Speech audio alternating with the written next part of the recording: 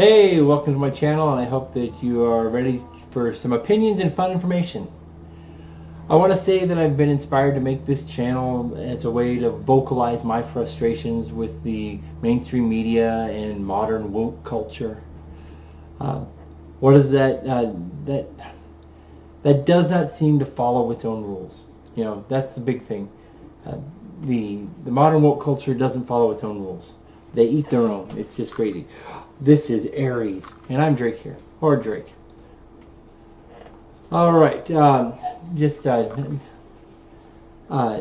I'm highly educated and definitely live some life as my green goat, if I didn't give that away. Now, why should you subscribe and spend your time watching my videos when so many others have similar videos out there in the wide, wide world of the interweb nation? Frankly, I don't know. I think I don't have a good answer about it, but I hope you check it out. You know, check out the videos and see if maybe there's something here that can pique your interest and start a conversation. You could always come back just to see Aries. This is Aries. This is my little puppy. He's a little Boston Terrier. He's Seal Brindle. You know, not the traditional black and white, but this nice, beautiful brown. He's so cute. Look at everybody. Say hi, Aries. Say hi. Right up there. Right up there. Look at the camera. Oh, there you go. Yeah, he's, we just adopted him a few days ago, and he is a lot of fun. So if nothing else, come back and check out Aries as he gets bigger. Stupid AKC rules had to name him Aries Lucky Spear so that we could, you know, have his name Aries and have him officially be on his record.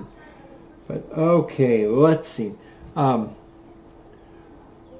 I said, why should you subscribe? You know, hopefully, you know, you check out the videos and see if maybe there's something here that, you know, speaks to you or piques your interest, or, you know, just starts a conversation. You know, there's a lot of guys on YouTube and stuff that, you know, they talk about wanting to start a conversation, but, you know, you make comments back to them and no one ever replies to you, especially them.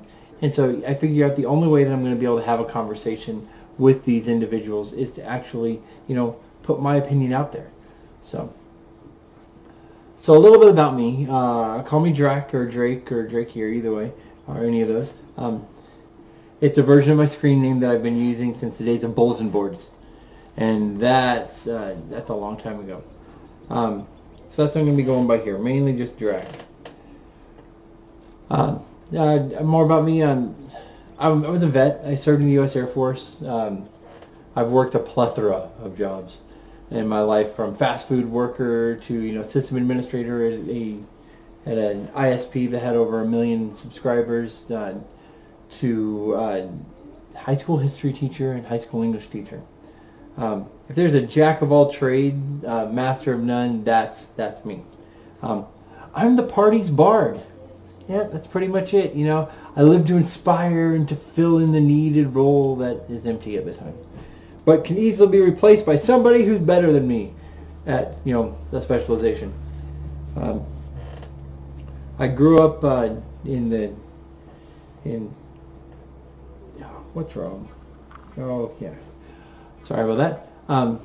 I grew up here in America, and I served my country, and now I live in the American existence. I'm center-right politically on fiscal matters, and left of center on social matters. Yep, another middle-aged white libertarian for you. I find it funny that my beliefs 30 years ago would have put me on the far left or the left, but now I'm oh, you're on the right. You're just a conservative. No, not really. I ascribe to Dahlist theory, if you understand what that is. If you don't know Robert Dahl, look him up. I'm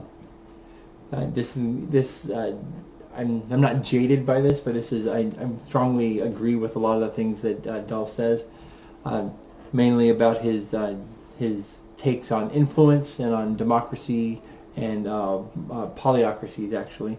But look up Dahl if you don't know him. He's political scientist, political theorist from the 50s, 60s, 70s. He wrote some really great books on that. His take, in a nutshell, he believes that influence is all about A getting B to do what A wants. That's effectively the way to say it. There's 6 steps to it, and not all of them have to be achieved to do it. But if the first steps aren't working, it always leads to the last step, and that's what I think we need to really look at in today's day and age with where we're at. First is rational persuasion, which is the nicest form of influence. It's the, let me tell you my idea. I'll listen to your idea, and then we will we'll see what you should be doing. And you're like, your doctor trying to convince you that you need to lose weight. I actually have lost 168 pounds. I weighed 380 pounds, and I'm down to 212. I wish I'd started this a year ago, so I could have done that on video, but that didn't work out. But so it's explaining the truth to somebody, and then they understand that and they start doing that. Getting your kids to clean the room. The next step would be manipulative persuasion. Manipulative persuasion is going to be, it's a notch lower on the list. It's you lie or you mislead to get someone to do something else. The good old imaginary carrot idea of doing stuff. If you do this, then good things will happen for you. If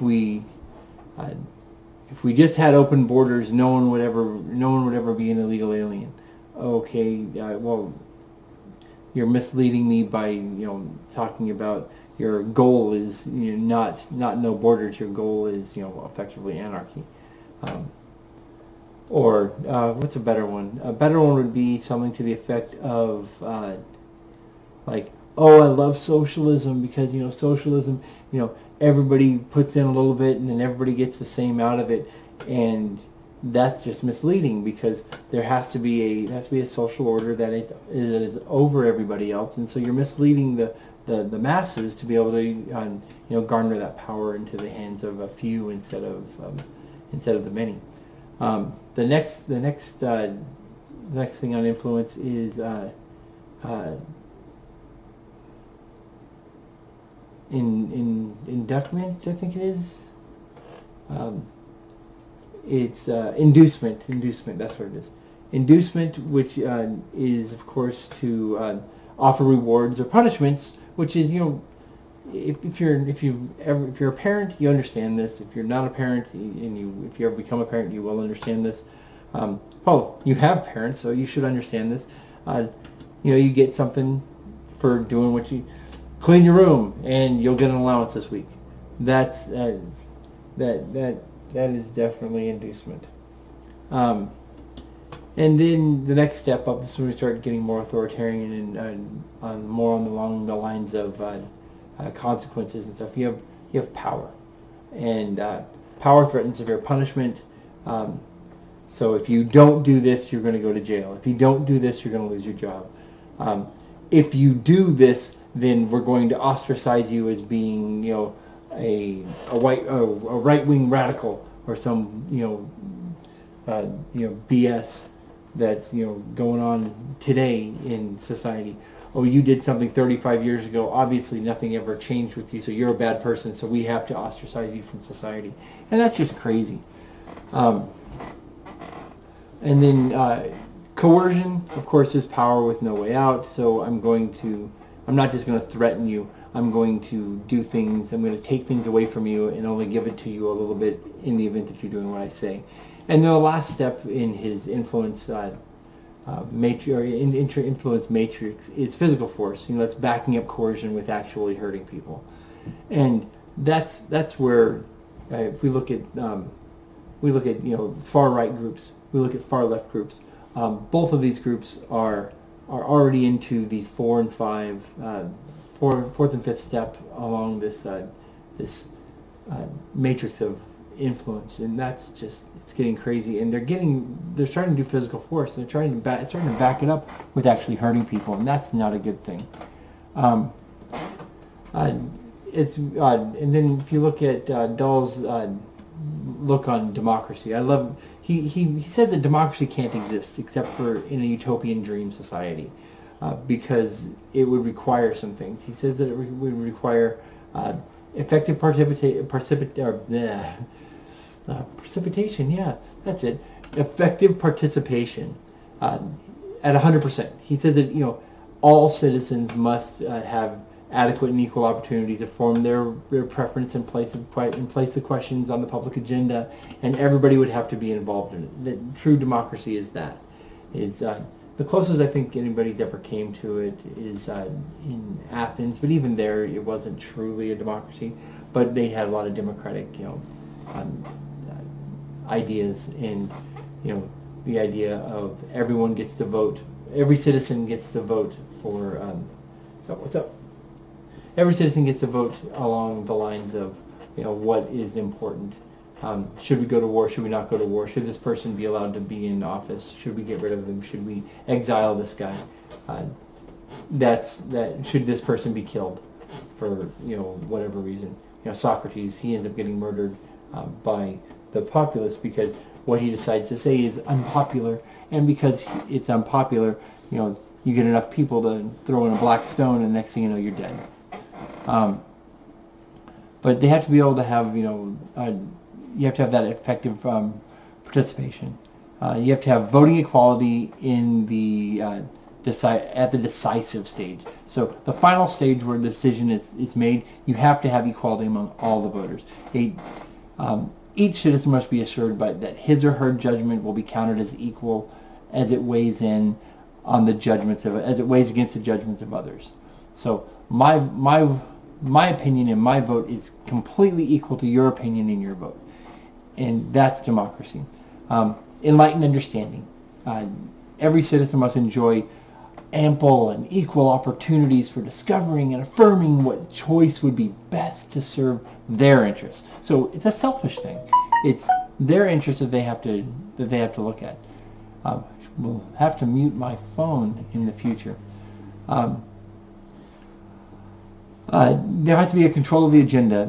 The demos of the people, the populace, must have the opportunity to decide what politically matters and actually are, and what should be brought up for discussion and vote and deliberation. Again, this only worked in, like the city-states of Athens. Do you want down? You want to say bye? Say bye-bye. Say, okay, bye-bye. I'm going to go ahead and put him down over here. There you go. And then inclusiveness. Equality must extend to all citizens within the state. Everyone must have a legitimate stake, whether within the political process. No one has more power than anybody else, or more influence. Well, I guess influence is something that, if I can use influence, those first few stages, if through rational persuasion or manipulative persuasion I'm able to convince you to follow what I believe, that would be acceptable. That's still inclusive, in my opinion. Instead, of course, he calls, so Dahl says that we don't have democracy anywhere in society today. We have politically advanced countries and stuff. He calls those polyocracies. And they have elected officials, free and fair elections, their inclusive suffrage, rights to run for office, freedom of expression, alternative information, and associational autonomy, freedom of speech. And these institutions are a major advance in that they create multiple centers of political power. And they create multiple centers of political power. He would say that the Democratic Party and the Republican Party, and even like the Libertarian Party, even like that Communist Party of America, that these are multiple centers of political power. Antifa, Black Lives Matter, the VFW, the American Legion, the League of Women Voters. These are all multiple centers of political power. Well, that was pretty heavy at the end there. But you'll get to know more about me and about my opinions in later videos. So I hope you come back. check out my drive to promote this discussion. You can follow me on Minds at www.minds.com/Drake here. That's DRAKIER. And maybe someday I'll be big and we'll need to like do a Patreon or something to that effect. Actually, I probably would never join Patreon because of the crap that's going on over there. But maybe a subscribe star. But that's way in the future. 2, 3, 4, 500,000 years from now. For now, I'm just doing this for me and for my voice to be out there, and my opinion to be heard by other people. Catch you later.